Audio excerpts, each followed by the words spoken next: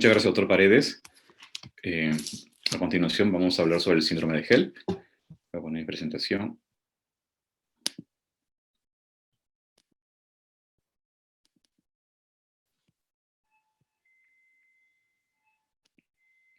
Ok, después de esta presentación vamos a tener el caso clínico sobre preeclampsia severa.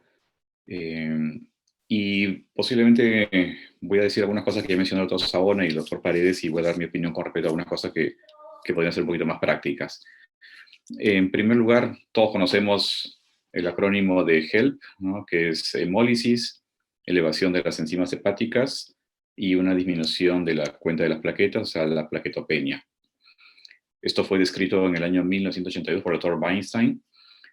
Y la pregunta que todavía está vigente es si realmente este síndrome de HELP es una variante de la preeclampsia o es una complicación de la preeclampsia severa, ¿no? Ustedes lo van a encontrar muchas veces como que es un criterio de severidad, como que es la preeclampsia severa que se ha complicado, o puede ser posiblemente un debut de una preeclampsia severa. Y la otra pregunta que también siempre está en el ambiente es si es que se trata de un HELP completo o un HELP parcial. Una de las cosas que les podría comentar al respecto de esto es, hay que tener muy en claro lo que mencionó el doctor Mesa al principio. Durante el control prenatal uno tiene que tener criterios muy claros de cuando un diagnóstico ocurre, pero también hay que tener bien claro qué cosa es lo normal. Y todo lo que está entre mis parámetros de normalidad y los diagnósticos de patología, o sea, todo ese gran espacio, uno tiene que estar muy atento y sospechando qué podría estar pasando. Es muy fácil hacer el diagnóstico de preeclampsia cuando tiene los criterios muy claros, ¿no? Una hipertensión, proteinuria, edemas y queda muy claro, pero acuérdense que cualquier mujer que esté haciendo preeclampsia va a partir de la normalidad y va a llegar al extremo de la preeclampsia. Entonces, el truco de esto está cómo detecto o cómo sospecho en el transcurso hasta antes de que tenga el diagnóstico criterio muy claro. Con respecto a HELP, hay bastantes datos que son muy diversos, depende de los parámetros que se empleen para el diagnóstico, va a depender de la población, va a depender del nivel de especialización de un centro, de un establecimiento de salud. Y básicamente se dice que puede ser entre 0.5 o 0.9% de los embarazos. Eso implicaría que es casi 1 de cada 100 y no lo vemos. En algunos lugares sí. Podría ser que la prevalencia o la ocurrencia sea mucho más amplia, de repente entre 0.1 a 2 o 3% de los embarazos, dependiendo de los lugares. También se sabe que de todas las preeclampsias severas, el 10 al 20% están complicadas con síndrome HELP. Y con respecto a la aparición y el diagnóstico, el 70% ocurren antes del parto, o sea, durante el embarazo. Y de ese 70%, la gran mayoría, el pico grande, está entre la semana 27 y 37. Y también se maneja el valor de 70%, ¿no? 10% antes de la semana 27, 70% entre la semana 27 y 37 y un 20% después de la semana 37 en adelante. Entonces, todo es el anteparto. Y hay un 30% de gestantes o de mujeres que van a hacer el diagnóstico de HELP recién en el posparto. Y lo interesante es que durante las primeras 48 horas ocurre en mujeres que ya tenían proteinuria e hipertensión arterial, ¿no? Entonces, si yo tengo esta mujer ya diagnosticada como preeclampsia con proteinuria e hipertensión, debo estar muy atento porque en el puerperio es donde podría debutar con el síndrome HELP. Y la otra cosa importante es que es al revés, que el 10 al 20% de las mujeres con HELP en realidad nunca han tenido proteinuria ni hipertensión. Y acá es una de las primeras cosas que quiero comentarles. Por lo menos cuando yo era estudiante de medicina y después en la residencia, existía mucho el concepto de que era una secuencia de eventos, ¿no? Que iba ocurriendo, aparecía una cosa, después aparecía la siguiente, después la otra, después se complicaba y venía una complicación mayor. Actualmente sabemos que esto no es así. Los trastornos hipertensivos o el síndrome endotelial del embarazo, porque tiene varias maneras de enfocarlo, es una gran variedad de manifestaciones clínicas que no tienen una secuencia ordenada. O sea, yo puedo tener una mujer sin hipertensión, sin proteinuria, y me va a hacer un síndrome HELP. Puedo tener una paciente sin hipertensión, sin proteinuria y puede convulsionar. Obviamente que no es lo frecuente, son los casos excepcionales, pero uno tiene que saber que todo es posible. La presentación puede ser muy variada y uno tiene que estar atento a cualquier signo o síntoma durante el control prenatal.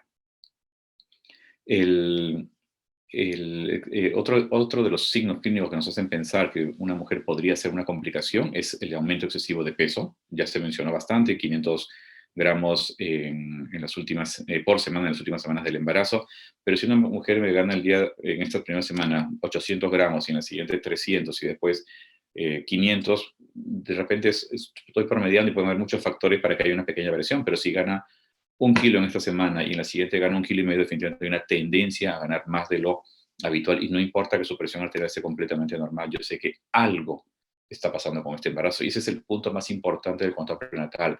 Yo tengo que decir, esto no es normal. No tengo diagnóstico de preeclampsia, no tengo diagnóstico de nada, pero simplemente debo reconocer que esto no es normal. El problema que nosotros vemos en los desenlaces malos de los embarazos y en una época cuando yo colaboraba con el Comité de Muerte Materna, lo veíamos a cada rato, es como uno va viendo las historias como las que presentó el doctor Mesa en la primera presentación de un control prenatal en la cual tú ves, desde este punto ya no era normal. Obviamente, 3 puntos después ya era una preeclampsia diagnosticada o severa, pero varios puntos, varios momentos antes, tú veías que no era normal. Entonces, uno tiene que estar muy atento a eso.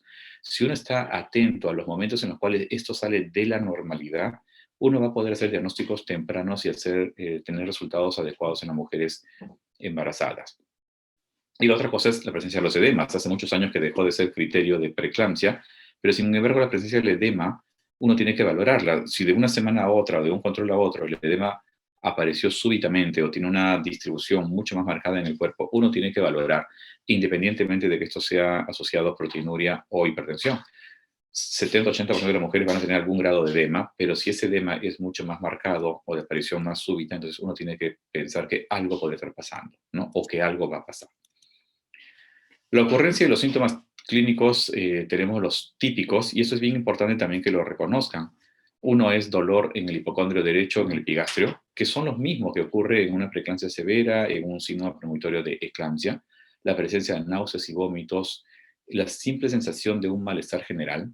Fíjense que la cefalea ocurre entre 30 a 60% de las mujeres que hacen gel, las alteraciones visuales en el 20%, y en general los síntomas pueden ser muy inespecíficos. Hay estudios que demuestran que una semana antes de que el diagnóstico de gel fue planteado, los dos síntomas más, o sea, desde una semana antes, los dos síntomas más frecuentes fueron dolor de cabeza y epigastralgia. ¿Ok? Lo que pasa es que si yo la veo hoy día y tiene solamente epigastralgia y tiene la presión arterial normal y no tiene edema, si por suerte le hago una tira reactiva o un ácido sulfosalicílico y le sale negativo, posiblemente lo más probable es que piense que es un problema epigástrico digestivo. Y eso sería muy cierto si estoy en la semana 8, 14, 16, 20, de repente 22. Pero si estoy en el tercer trimestre, cualquier epigastralgia me tiene que dar un signo de alarma. Yo tengo que pensar, ojo, podría ser esto.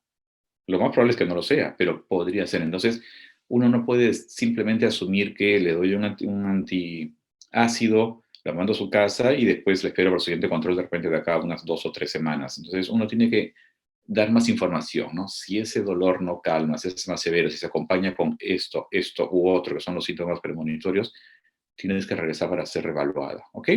O de repente en ese momento venimos a hacer algunos exámenes de laboratorio adicionales. Entonces, acuérdense, el síndrome GEL tiene síntomas previos muy parecidos a los premonitorios y que ocurren desde una semana antes. La triada, como ya se mencionó, básicamente es la hemólisis, y la hemólisis va a llevar a una anemia hemolítica microangiopática, recuerden eso. Hay un incremento de destrucción a nivel endotelial, no es a nivel de vaso, y por tanto nos van a aparecer los esquizocitos, que son los glóbulos rojos fragmentados. Y esa anemia microangiopática ocurre porque el endotelio está dañado por depósito de fibrina, por una reacción inflamatoria severa. Todo, acuérdense, también he mencionado todo, Paredes, todo el problema de la preeclampsia o síndrome endotelial, como lo quieren llamar algunos, es porque hay un daño endotelial que está mediado por sustancias inflamatorias y eso va a llevar a esto. Y al haber anemia hemolítica, al haber destrucción de glóbulos rojos, van a haber dos marcadores adicionales. Uno, bueno, es la anemia, la disminución de la hemoglobina hematocrito, pero van a haber dos marcadores adicionales. Uno es el aumento de la deshidrogenasa láctica y el otro es aumento de la disminución de la aptoglobulina y aumento de la bilirrubina. La aptoglobina es mucho más sensible para hacer el diagnóstico, pero lamentablemente no es fácil de hacer, no es barato tampoco, entonces nos basamos básicamente en el incremento de la bilirrubina, pero que no es un signo temprano. ¿Okay? Con respecto a las transaminasas, el criterio sigue siendo un aumento o un hallazgo que sea el doble del límite superior que yo tengo en ese laboratorio, ¿no? Si mi laboratorio me dice que el límite superior es 32 y el paciente viene con 58, todavía no estoy al doble. Pero ojo, no significa que eso no podría llegar. Lo estoy viendo a las 6 de la mañana y de repente a las 2 de la tarde ya estamos en el doble. Entonces, cuando uno, como les digo, sale de la normalidad, definitivamente yo tengo que tener una conducta expectante. No es lo mismo que tengo un resultado de transaminasas de 18 o 14 o 9. Yo sé que está completamente normal. Si mi rango normal es, como le digo, hasta 35, pero si ya está en 40, 50, tengo que estar atento porque es posible que se esté desarrollando algún problema, ¿no? Pero si lo tengo por encima del doble, claramente ya es un valor anormal que me sirve como criterio para síndrome HELP. ¿Y por qué ocurre eso? Porque hay un daño hepático. Y la plaquetopenia, que por definición es menos de 150.000 por microlitro, y básicamente también esa plaquetopenia ocurre por un consumo en daño endotelial, ¿no? El endotelio dañado, las plaquetas se adhieren y eso va haciendo que disminuya la cantidad. Pero también hay otras dos causas importantes de plaquetopenia. Una de ellas es trombocitopenia gestacional y la otra es preeclampsia. Entonces acá podríamos discutir que hay una incoherencia. La preeclampsia, claro que da plaquetopenia, claro que da elevación de transaminasas aisladas, pero HELP es la presencia de hemólisis, transaminasas y plaquetopenia, y como les digo, podría no tener ningún hallazgo típico de una preeclampsia o preeclampsia severa. Y acá vienen los criterios diagnósticos, que tenemos dos. Básicamente la clasificación de Tennessee que le hizo el doctor Basibay, él considera los tres criterios y como un solo valor. Y él considera justamente que se debería partir con una plaqueta por debajo de 100.000, porque entre 100.000 y 150.000 puede ser simplemente una trombocitopenia gestacional y puede ser propio de una preeclampsia, pero que no está acompañada del síndrome HELP. Y la otra cosa es que tiene que haber el valor de deshidrogenasa láctica por encima de 600 y una elevación como valor absoluto de la AST o ALT por encima de 70 unidades internacionales por litro. ¿Ok? En cambio, después aparece el criterio de Mississippi, que es del doctor Martin, y él considera tres estadios de la enfermedad o tres clases. La clase 1, que es la más severa, es cuando las plaquetas están por debajo de 50.000, la deshidrogenasa láctica por encima de 600 y las transaminasas, cualquiera de ellos, mayor o igual a 70. La clase 2 sería una plaquetopenia, digamos, moderada entre 50.000 y 100.000. La deshidrogenasa láctica y las transaminasas consideran los mismos criterios, más de 600 más 70. Y el grupo 3, que sería de repente el grupo leve y que algunos no lo considerarían, como en el caso del doctor Sibay, es cuando las plaquetas están por encima de 100.000, ¿no? Entre 100 y 150, sí tenemos deshidrogenasa elevada y tenemos las transaminasas, como le digo, como una elevación no al doble, pero que claramente está por fuera del rango normal. ¿Para qué me sirve esta clasificación? Posiblemente para hacer estudios de investigación, para ver pronósticos de severidad, pero el manejo, como les digo, va a depender mucho de la habilidad que uno tenga para reconocer que una mujer está desarrollando ese problema o no. Una vez más, insisto, yo puedo tener el clase 3 hoy día a las 6 de la mañana y a las 2 de la tarde puedo estar en clase 2 o clase 1. O sea, no significa que yo le encuentre en este momento y ese paciente se va a quedar en esa clase, en ese grupo. Estas condiciones son progresivas. No existe la resolución espontánea del síndrome HELP o de la preeclampsia. La única manera que eso se resuelva, como ya se mencionó, es producir el parto, sacar la placenta, que es el iniciador de estos problemas. Entonces, yo no puedo asumir que si encuentro con una preeclampsia sin signo de severidad o un HELP clase 3, esto se va a quedar indefinidamente en el tiempo. Es simplemente el momento en que estoy observando y esto va a cambiar indefectiblemente si yo le doy tiempo suficiente al embarazo para que continúe. ¿Cuál es el diagnóstico diferencial si yo encuentro esos problemas? En los obstétricos, como les mencionaba, trombocitopenia gestacional, pero también debemos pensar que el hígado graso del embarazo da náuseas, da malestar general, da elevación de las transaminasas, puede ir incluso con proteinuria, puede haber aumento de la creatina. O sea, es una enfermedad que puede simular en algunos signos o síntomas, algunos hallazgos de laboratorio, la presencia de HELP. Y la única manera de finalmente tener un diagnóstico definitivo podría ser la evolución en el tiempo. Y cuando hablo del tiempo no me refiero a una semana o dos, posiblemente en horas o de un día para otro puedo tener un diagnóstico ya claro. Y también debemos pensar en otras causas no obstétricas de aumento de las transaminasas, que son una hepatitis viral, un problema de colangitis, colecistitis o una púrpura trombocitopénica idiopática, que también me da una disminución de las plaquetas. Entonces, posiblemente una mujer joven por embarazo tenga más probabilidad de tener esos diagnósticos no obstétricos. Pero si yo no pienso que puede estar haciendo un síndrome de HELP, no voy a hacer el diagnóstico oportuno. O sea, siempre tengo que plantear un algoritmo diagnóstico en la cabeza. Viene una paciente por epigastralgia, le tomo su laboratorio, encuentro plaquetas bajas, transaminasas en 42. No me queda claro, no tengo diagnóstico de nada en ese momento, pero digo, voy a observarla. Puede ser que tenga, como les digo, un problema infeccioso, pero no me puedo quedar tranquilo con eso. Hay un dato que es bien interesante, que es bueno que también lo remarquemos en este momento.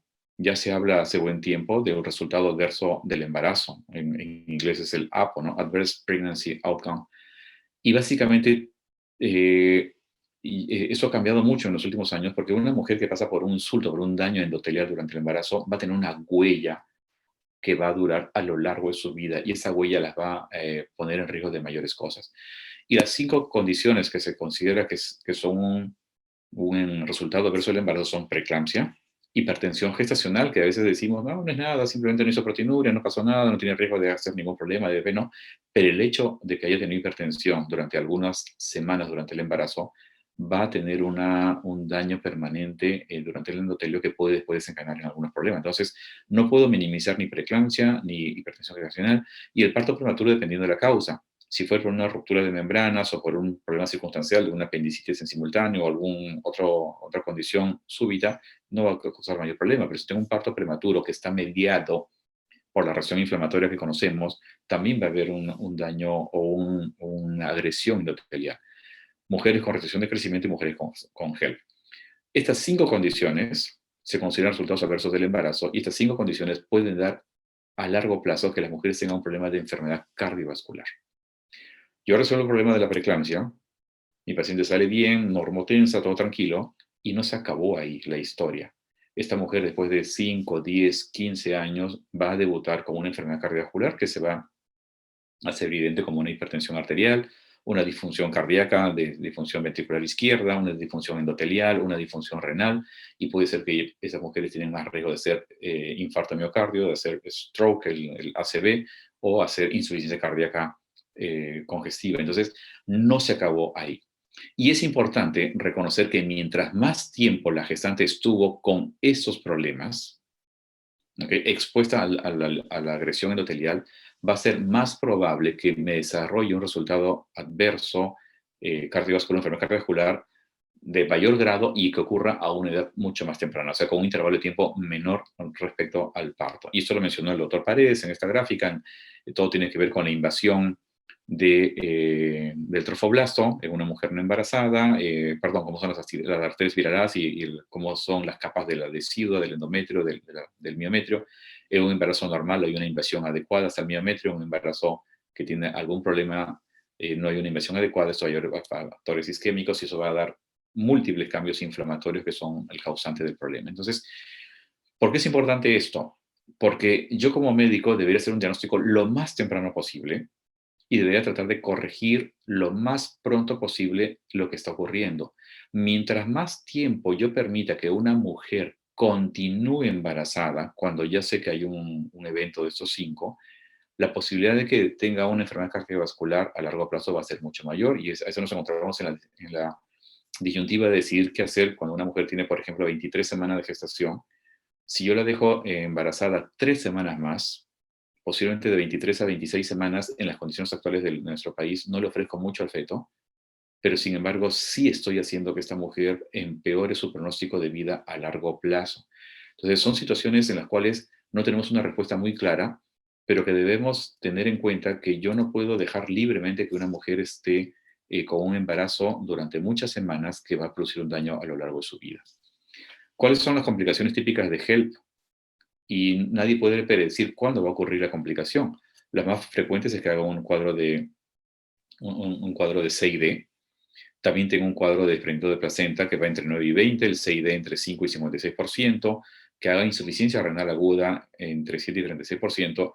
Y estas 3 condiciones son una causa importante que acuda a la unidad de cuidados intensivos. Si ustedes saben que una mujer o cualquier persona que entra con condiciones inadecuadas a cuidados intensivos va a tener otras complicaciones, que son las infecciosas, que son la producción de escaras, que ocurren problemas neumónicos. Entonces, ya esa es tengo una condición inicial de la complicación, pero esto va a jalar otras complicaciones más. Tengo un riesgo de cada eclampsia, el riesgo que haga citis y que haga mayor posibilidad de una infección o un hematoma de la herida operatoria entre 7 y 14%. Entonces, es muy importante que yo reconozca cuando una mujer puede estar iniciando un síndrome HELP o cuando tiene más riesgo de pasar al síndrome de HELP y yo debería actuar de una manera más adecuada. La morbimortalidad. Fíjense esa variación tan amplia en la morbimortalidad materna entre 1 y 25%. Y este valor, esos son los estudios reportados, pero si hablamos de diferentes regiones en nuestro país y cuando vemos los casos de muerte materna, esa mortalidad es mucho mayor porque va a depender del lugar donde se encuentre una mujer. Si yo hago el diagnóstico HELP, ya con los 3 criterios, y estoy en un lugar de la selva o de la sierra, donde me va a demorar más de un día en poner a esa mujer en una establecimiento de salud de mayor capacidad resolutiva, definitivamente su pronóstico de vida es mucho menor, la mortalidad va a ser mucho mayor, porque tengo los dos problemas serios, que me haga una eclampsia o que me haga un DPP. Y eso es una causa de muerte mucho más acelerada. Y la mortalidad perinatal igualmente va a depender mucho de las condiciones en las cuales yo trabajo, la facilidad de recibir un bebé prematuro, y puede variar entre 7 y 34%, y muchas veces de nosotros ese valor puede ser. Y la morbilidad, tengo dos problemas también que son colaterales, ¿no? Definitivamente el problema más importante para el recién nacido es la prematuridad, con todo lo que lleva la prematuridad.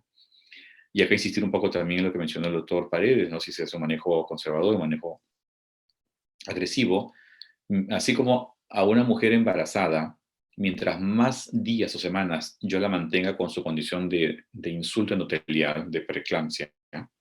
Mientras más días o semanas yo mantenga a ese recién nacido en una condición de desfavorable, inflamatoria intrauterina, con menor oxigenación, la ganancia en días no va a tener o sea, podría no tener un impacto tan significativo en el resultado final. O sea, podría ser que el resultado para ese recién nacido, si yo lo saco a los 2 o 3 días de haber hecho el diagnóstico versus si lo saco a las 2 semanas, puede ser que sea muy parecido, pero quien se perjudica más en ese tiempo es la mamá. Y hay estudios que demuestran, ¿no? Definitivamente que no hay una ventaja en Latinoamérica de hacer un manejo conservador versus un manejo agresivo, o sea, terminar el embarazo prontamente. Y con respecto al manejo, acá vamos a ver un poquito más. Si tengo una gestante de 34 semanas o más, definitivamente el parto inmediato es lo indicado. Y eso que es más o menos obvio y consensuado en el mundo, no va a ser fácil en un país como el mío, ¿no? Como el de nosotros, perdón. Estamos en el hospital, por ejemplo, en Cayetano, donde hemos trabajado, algunos, o en el Instituto Materno Perinatal o el San Bartolomé, la posibilidad de sacar un bebé de 34 semanas va a depender que recién nacidos nos dé el pase, ¿no? De que ellos tengan la capacidad. Es decir, si recién nacidos tiene todos sus ventiladores ocupados, tiene toda su unidad de intermedios ocupado, entonces recibir un niño de 34 podría ser más o menos sencillo en condiciones habituales, puede ser muy, muy complejo. Y entonces a veces en buscar dónde van a ser ese niño, es que comenzamos a demoramos una semana, perdón, un día, 2 días, hasta que logramos, y en ese tiempo pueden ocurrir cosas severas. Una de las cosas en las cuales más les tenemos más temor es que haga un desprendimiento de placenta. Yo tengo el diagnóstico de HELP hoy día. Estamos hablando, digamos, clase 1 o clase 2 de plaquetas, de deshidrogenasa láctica y de transaminasas. Esa gestante con ese bebé adentro es una bomba de tiempo. No hay forma de predecir quién va a ser DPP, ni hay forma de predecir quién va a ser eclampsia. Tengo síntomas premonitorios, perfecto, pero no hay forma. Entonces, mientras más me demore yo, el riesgo es mucho mayor. Y por eso es que se dice parto inmediato. Si yo tengo las condiciones, deberían hacer inmediatamente después de la semana 34. Si está entre la semana 27 y 34, igualmente se va a tratar de estabilizar, si es posible, pero igual el parto debe ocurrir entre las 48 horas. ¿Estabilizar qué significa? Colocar corticoides, significa utilizar sulfato de magnesio para mejorar las condiciones del recién nacido, estar en el lugar adecuado y producir el parto. ¿Ok? No es un objetivo con síndrome HELP esperar más de 48 horas, porque los riesgos, como les digo, son altos. Por debajo de la semana 27, ahí viene otro problema, y ahí lo pongo como interrogante. ¿Se puede hacer un manejo expectante de 48 a 72 horas? El riesgo es el mismo. Y ojo, mientras más prematuro sea la edad en la cual aparece la complicación, mientras menos edad gestacional tenga, el grado de severidad va a ser mayor. Simplemente es cuestión de tiempo. Si yo veo una paciente con preeclampsia leve, entre comillas, o su signo de severidad, como llamamos ahora, a la semana 28 o 27, definitivamente es cuestión de tiempo que me haga la complicación. No es lo mismo que yo la veo a la semana 35 o 36, porque me queda 1 o 2 semanas y puedo producir el parto. Pues si estoy en la semana 27 o 28, yo sé que me falta mucho camino para llegar a un momento ideal de nacimiento. Y es simplemente, es crónica de una muerte anunciada. Yo voy a ver cómo esa condición, esa enfermedad va a ir progresando, va a ir empeorando. Entonces, hacer un manejo expectante por debajo de las 27 semanas va a depender mucho de las condiciones. Si mi hospital, si mi centro de trabajo no tengo la posibilidad de referir a un lugar donde el recién nacido va a recibir una atención adecuada, lamentablemente, por las condiciones, vamos a tener que sacrificar uno de los dos. O sacrifico la atención de la madre o sacrifico la atención del recién nacido. Hacer la atención de la madre puede ser mucho más sencillo y de mejor resultado final en condiciones medianamente de capacidad resolutiva, ¿no? O sea, si yo no permito que la mujer se complique, no voy a requerir posiblemente una unidad de cuidados intensivos, simplemente terminar el embarazo, hacer el manejo de las complicaciones, pero sin tener que necesitar un ventilador o condiciones mucho más sofisticadas. Pero si permito que avance 1 semana más o 10 días más, es muy probable que sí ya me metí en una condición diferente y la resolución va a ser mucho más difícil y con un pronóstico de sobrevida sin secuelas mucho menor. ¿Qué sabemos de la terapia? Para resumir hasta este momento, síndrome de HELP puede debutar sin los hallazgos característicos de preeclampsia. ¿Okay? Epigastralgia, dolor de cabeza, le hago las pruebas y encuentro alteraciones y yo mismo puedo dudar al principio, pero tengo plaquetopenia y tengo transaminancias elevadas, pero no tiene hipertensión, no tiene proteinuria, entonces no sé qué cosa es. Acuérdense, 10 a 20% de las mujeres va a debutar así, no va a tener nada. Y cuando yo me demore en esperar que aparezca todo, las condiciones van a cambiar y la severidad va a ser mucho mayor. Hago el diagnóstico, primero lo sospecha, hago el diagnóstico y de ahí viene el manejo. El manejo va a ser interrumpir el embarazo, definitivamente. Pero ¿qué puedo hacer hasta entonces? Puedo utilizar corticoides de dos maneras.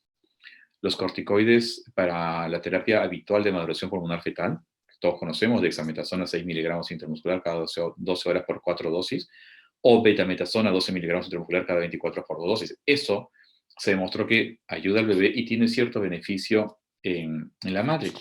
Hasta que se describió unos años, hace muchos años, el uso de altas dosis en HELP. Acá me he equivocado, no es intramuscular, son endovenosos, y en lugar de 6 miligramos se propuso utilizar 10 miligramos endovenosos cada 12 horas. Y la verdad es que ese esquema demostró que tenía un beneficio importante en mejorar la plaquetopenia, y la mejoraba muy rápido, pero cuando uno evalúa el resultado final, no hay una reducción en la morbimortalidad ni del recién nacido ni de la mamá. O sea, la enfermedad va a continuar. Y a veces hemos cometido el error, y al igual que cuando usamos antihipertensivos, cuando usamos corticoides, vemos una mejoría de laboratorio o una aparente mejoría clínica y nos confiamos, pensamos que estamos por buen camino y que podemos seguir esperando. El daño endotelial ya está dado y la progresión de la enfermedad va a continuar. No podemos detener esa progresión de la enfermedad. Hay progresiones que son lentas, hay progresiones que son muy rápidas y no podemos saber quién va a progresar en uno u otro camino. Entonces, el uso de dexametasona, que tiene una ventaja, como les digo, que hay una demostración de la reducción de la plaquetopenia o la mejoría de la plaquetopenia, me puede ser útil para mejorar las condiciones para una cesárea, mejorar las condiciones para una transferencia, pero yo no puedo pensar que la voy a mantener con dexametasona o que voy a cambiar mi esquema de manejo porque mejoraron las plaquetas, porque me estoy engañando. La condición va a continuar. Entonces, eso podría ser una utilidad transitoria para mejorar la referencia o mejorar el resultado de una cirugía, pero no es definitivamente un tratamiento que me va a ayudar a mantener el embarazo por más tiempo. ¿Qué sabemos a futuro? Y después voy a tratar de enfatizar más en el caso clínico. Ese artículo es bien interesante, del año pasado. Lo hizo el grupo de la Johns Hopkins en Estados Unidos.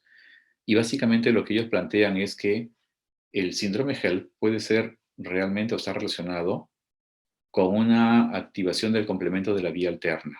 Y esto es bien interesante.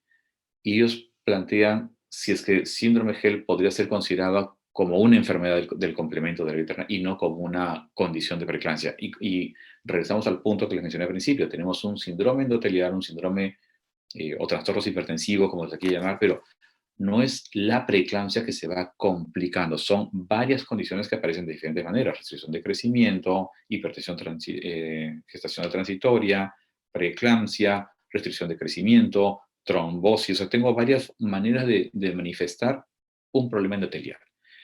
Y lo que ellos escriben en ese estudio es muy interesante. Ellos dicen que puede ser una entidad independiente para activación del complemento, porque describen que todos los hallazgos que encuentran de laboratorio y en la clínica son muy similares al síndrome urémico hemolítico atípico. Es muy interesante esto. Y el síndrome urémico hemolítico se trata con eculizumab, que modula la respuesta inflamatoria. Y de repente, ahora que todos estamos metidos en el COVID, puede ser un poco más sencillo entender nuevamente eso. Tengo un insulto, que es la presencia del virus, y lo que ocurre es que hay una cadena, una cascada de respuesta inflamatoria severa, que es lo que finalmente nos daña cuando hace un COVID severo, acaba en cuidados intensivos. En, en HELP parece que es algo parecido, ¿no? Hay un insulto inicial, produce un daño inflamatorio severo, y al ser muy parecido al síndrome urémico hemolítico, lo que se plantea es, si ya sabemos que esa droga, que el eculizumab, es seguro durante el embarazo porque se emplea para esos otro tipo de problemas, la pregunta es, ¿se podrá emplear en HELP? Y justamente lo que plantean en ese estudio es realizar estudios prospectivos, caso control, si tiene utilidad, y esa podría ser, si yo tengo un enfoque diferente a esto, podría ser una manera diferente de manejar una gestante, y de repente esta droga sí me podría controlar toda la cascada inflamatoria de HELP, y esta droga podría ser que recién sea factible un manejo conservador que haga que mejoren las condiciones, sobre todo fetales, porque en maternas no tengo mayor problema, pero las condiciones fetales, y cambiar en ese momento el paradigma de HELP diagnosticado, embarazo terminado, como también es preeclampsia con signo de esterilidad. ¿Ok? Muy bien, muchas gracias. Tenemos varias preguntas que vamos a resolver y quiero pasar al caso clínico en este momento. Ahí les voy a dar algunas opiniones mías con respecto a algunas cosas que mencionó el doctor Saona y el doctor Paredes. Tenemos, perdón acá.